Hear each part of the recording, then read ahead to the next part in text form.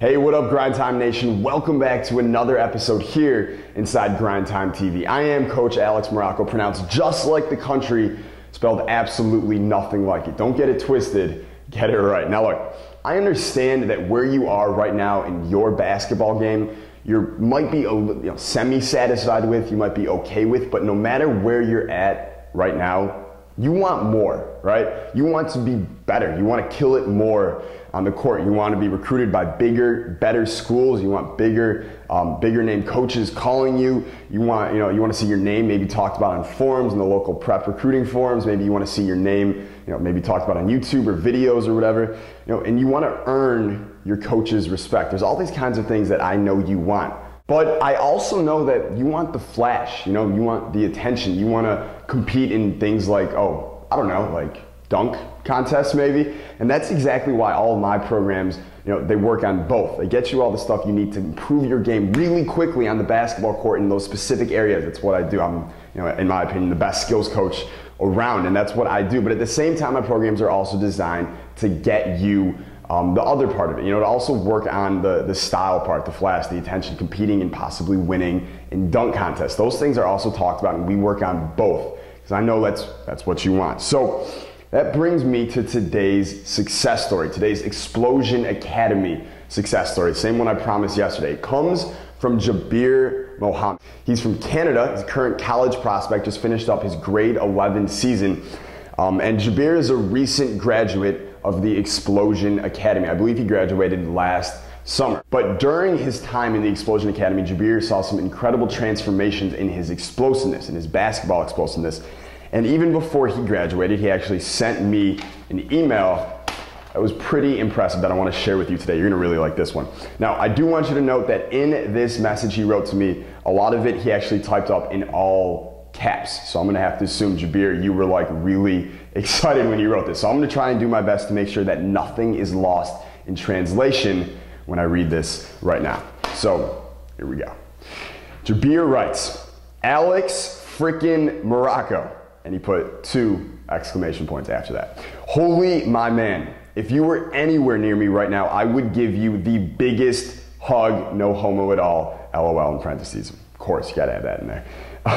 Day 26, as in he's in day 26 of the Explosion Academy, of the 30 days that you spend in there before you graduate. He goes, day 26 and still didn't graduate from the academy, and I'm getting two-handed dunks in off the dribble. Again, 2 exclamation points. Man, I am so happy, dude. You don't understand. Hard work pays off, especially your training man, Jaber Mohamed.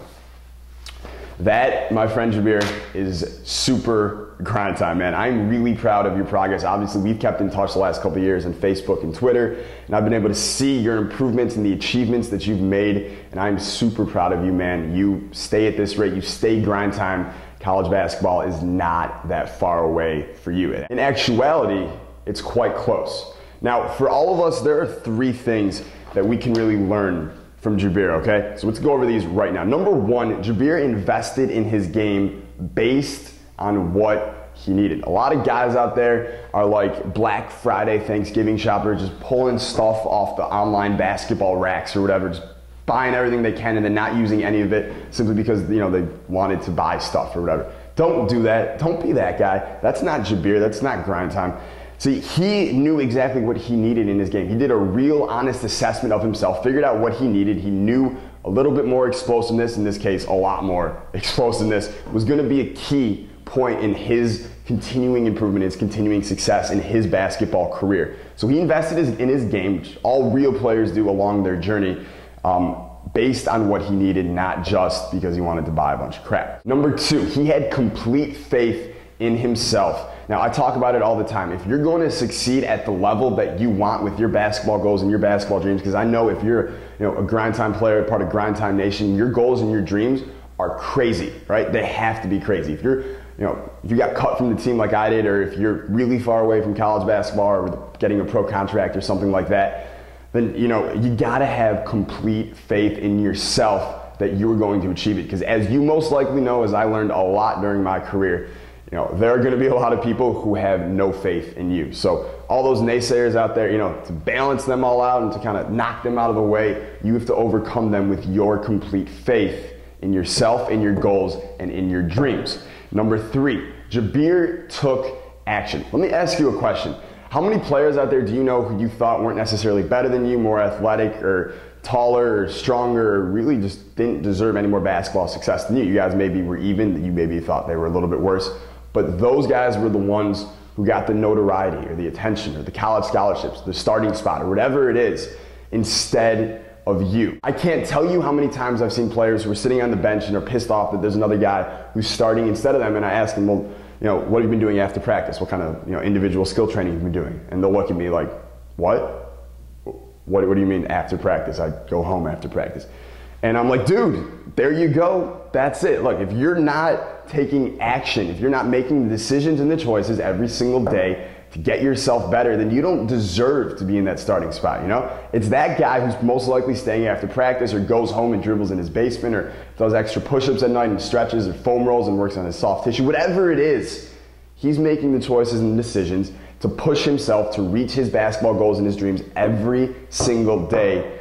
And it's very likely the players on the bench are not. So Jaber did all 3 of those things. He invested in his game, he had complete faith in himself, and he took action and made the choices and decisions every single day to get himself to where he wanted to go, as in getting two-handed dunks off the dribble. That was something that he wanted. He got it. On top of that, he actually recently emailed me a picture. I'll see if I can post it here for you in the video or something like that of him. He's now competing in dunk contests, right? And this all really jump-started. Yeah, the Explosion Academy was huge for him and it really elevated his actual vertical, but none of that would have happened without those 3 things that we just talked about. So hey, if you want to be like Jaber, if you want to be in dunk contests, get 200 dunks off the dribble and get, of course, the complete basketball explosiveness, potentially doubling your basketball explosiveness in less than 30 days, then click the link below and join us inside the Explosion Academy. Almost all the spots have been filled. However, we still have some left before we close up for the spring semester. Now, later today in Trending Talk, I'm going to be giving you 3 very specific tips for picking out your NCAA bracket winners. I know I said yesterday I don't pick winners, I don't predict who's going to win the thing, I don't compete in pools, and that's obviously still as true today as it was yesterday. But a lot of guys emailed in from Grind Time Nation wondering, if you were, Coach Alex, going to pick some winners or pick a pool or something like that, who would you choose? How do you choose it? Could you at least give us some tips for picking it? And I said, yeah, for Grind Time Nation, no problem. So later today, Trending Talk, 3 very specific tips that are going to help you pick out your winners. And these aren't for who's going to win, 1 versus 16 seed, because you probably already know who's going to win those games. This is for, the Sweet 16, the Elite 8, and the Final 4. And as you get deeper, those games are much tougher to pick, but there's 3 very specific things that you can look at during their season that'll help you actually decide who's going to be the winner. And you can kind of look like you're a psychic to your friends when you know these things. So you're not going to want to miss that later today, and I will see you then in Trending Talk. And until then, stay grind time. I'll talk to you later.